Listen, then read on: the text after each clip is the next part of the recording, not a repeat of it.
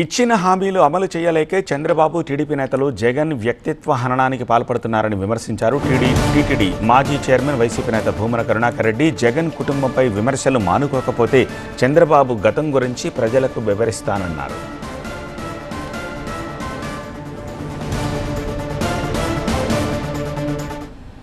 మీరు ఏ ఒక్క పని కూడా చేయటం లేదు.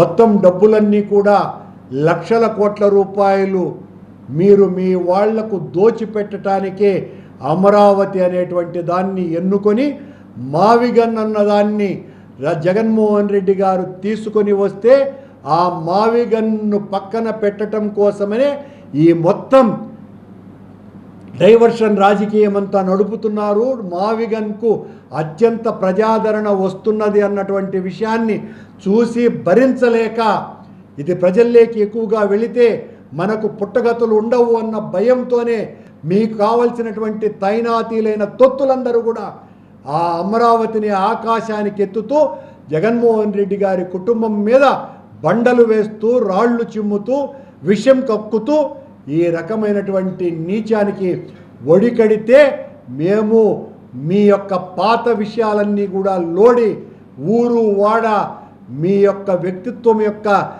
నైత్యాన్ని బయట పెట్టేటువంటి విషయాన్ని ఎట్టి పరిస్థితుల్లోనూ వదులుకోమోనని హెచ్చరిస్తున్నా.